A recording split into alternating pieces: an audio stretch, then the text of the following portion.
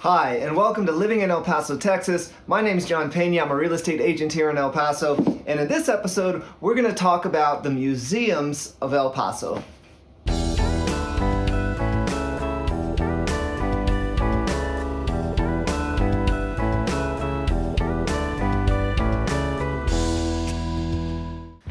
Hi, and thanks so much for checking out the YouTube channel. My name is John Pena. I'm a real estate agent here in El Paso, Texas, and this channel is all about El Paso. Eat, sleep, work, play. This is where you're going to find information about what's going on in El Paso, different things to do. Like in this episode, if you're considering a move to El Paso, this is going to be the channel that's going to really help you kind of figure out the city and figure out the different areas. If you are looking to sell your home, this is going to be a resource for you as well, as we are now beginning to feature listings on the channel. And so this is all things El Paso, Texas. We love this place. We've been here for about 2 years now, and we absolutely love it. But, you know, maybe we're a little bit biased. So anyway, in this episode, we're going to talk about all of the different things that you can do in El Paso, because one of the things that people reach out to me all the time and ask is there, you know, what's there to do? And there's plenty to do if you're into outdoor activities. There's hiking, mountain biking. You can go up north a couple hours and go skiing in the winter. All sorts of things to do. Road cycling is a big thing here. Off-roading is a big thing here. So, you know, there are plenty of those types of outdoor activities. But if you're looking more for something kind of indoors, or if you're looking for something, you know, maybe to do with kids, the museums are a fantastic option. As you're gonna see in this video, we sent Miguel out to the History Museum, so we're gonna roll footage of that just so that you have something better to look at than my face. And but where I'm gonna kind of explain to you and just kind of go through all of the different museum options. We are actually in the midst of building a children's museum, and from what I hear, it is going to be absolutely epic. So everybody's pretty excited for that. And so, you know, if you're looking for something more kind of alongside the cultural lines, museums are a pretty awesome bet. We have a lot of different and very diverse museums here. And so, like I said, we're gonna kind of go through, show you what the historical museum looks like, and tell you about all the other options that you have. Thank you so much. If you haven't done so already, please consider subscribing to the channel, click the notification bell, or even better, share the videos in the channel with other folks. Thank you so much, and without further ado, the museums of El Paso. Okay, so most of the information that I'm going to share with you is taken from a great website that you ought to check out. It's called visitelpaso.com. So this is a community city website, obviously geared towards tourism, and so it does have a ton of resources in here, from sports to film festivals to museums to outdoor activities, you know, you name it. So a lot of the information, like I said, is coming straight from their fantastic website. So what you're seeing on the screen is some of the footage from downtown near the Museum of History, libraries down here. It's a really fun area, great area. As you can see, there's lots of nice landscaping, places to kind of chill out, and this is where the Museum of History is. And so we're going to go ahead and kind of just let the footage of the Museum of History roll. Some of the museums were closed because of COVID, and so, you know, that's kind of bubbled back up in the country here. We are in kind of August 2021, and so but the Museum of History was open. So like I said, it's better to look at some interesting stuff rather than just look at me blabbing on. But let the blabbing commence. So here is a pretty extensive list of the different museums that are in El Paso, Texas. So I'm just going to go in order here, no particular order of importance here. Carlos M. Ramirez Tech H2O Water Resources Learning Center. This I love. This is awesome. This is essentially a learning center that provides education and training to foster the understanding and appreciation of total water management in the Chihuahuan Desert. So this place is about 30,000 square feet. It says 30,000 square foot center of angles, curves, circles, and waves. Includes a 250 seat auditorium for hosting forums, sounds like there are interactive displays, exhibits, and demonstration projects that bring water management to life. And so, it's funny, I think I talk about water a lot, but in a desert, water is pretty important, as you can imagine. And so one of the episodes that I'm really excited about doing is El Paso water management, because as more people move to our amazing city, we're going to need to make sure that we can accommodate everyone's water needs. And so I love the idea that there's a learning center museum just about water. So another one, Centennial Museum in Chihuahuan Desert Gardens. This was created in 1936. It was the first museum in El Paso, one of the earliest buildings at the College of Mines, which is now UTEP. Permanent exhibits focus on the Chihuahuan Desert region, the largest desert in North America.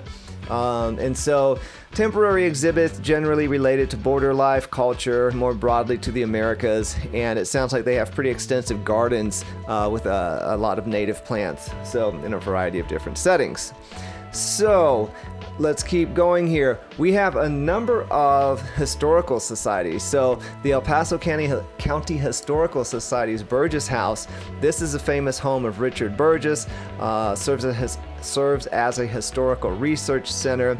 The classical revival style house features 4 large columns in the front supporting the roof. Burgess was a city attorney in 1908, wrote the city charter, and so this is kind of a bow down to him. The El Paso Holocaust Museum and Study Center. So we actually do have a Holocaust Museum. Was established to educate the public about the Nazi Holocaust and to honor those who perished and those who survived. Exhibits that trace the rise of the Third Reich, the mass deportations of millions, resistance efforts, all of that, and the admission on that one is free, and so hard to be free. We have an El Paso Museum of Archaeology Wilderness Park. This is home to over 15 acres of nature trails with more than 250 varieties of Chihuahuan desert native plants, outdoor exhibits, and Indian gardens. So that one's pretty cool.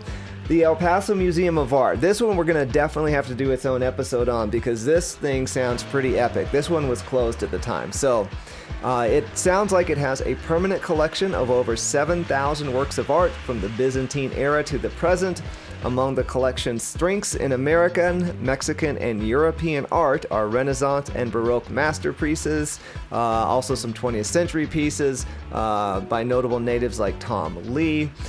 Museum hosts a robust schedule of temporary exhibitions, also has classes, hands-on workshops, and camps for kids and adults. So you're looking at the El Paso Museum of History. It's host to more than 16,000 square feet of exhibition space, featuring 5 galleries representing 400 years of U.S.-Mexico border history. So this place does look pretty awesome. A number of different floors, from everything to the arrival of the Mayflower, borderland racing history, the history of medicine, all sorts of pretty interesting stuff, as you can see here. So that one is definitely a pretty awesome one. Sounds like also they have a 3D digital wall. It says it's a vast collection of images and videos exploring El Paso's past and present. So that one sounds pretty cool too. Admission in this one is free as well. Now, if you've been watching the channel, you know that Fort Bliss is one of the largest Army bases in the country that is situated right here in El Paso, and sure enough, there is a Fort Bliss, an old Ironside museum. This museum features the 168-year history of Fort Bliss and the history of the 1st Armored Division from its organization before World War II until the present day. And this one sounds pretty awesome in that there are over 40 tanks and other armored vehicles. So that sounds pretty awesome. There is a heritage house at UTEP that preserves the history of UTEP. We also have an International Museum of Art. It says together with the African and Western galleries, these additional galleries make up a permanent collection at the International Museum of Art. This one sounds pretty awesome. Diverse artistic media and themes. Says it's a great place to start your exploration of local art too. And so finally, we have got a number of different historical sites. We have a National Border Patrol Museum. We have a visual arts museum. We have a Tigua Indian Cultural Center, a U.S. Army Museum of the Non-Commissioned Officer, and finally, the War Eagles Air Museum, which is located at the Doña Ana County Airport and features a collection of more than 30 military and civilian aircraft of World War II to the Korean War period. So, as you can see, plenty of museums, plenty of stuff to do. So, let it not be said that El Paso is a boring place, because like I said, in addition to all of the outdoor activities, we have got tons of pretty awesome museums, and that doesn't even begin to scratch the surface as far as entertainment, sports, dining, all of those types of activities. So, thanks so much, everybody. Hope that everybody has a fantastic week.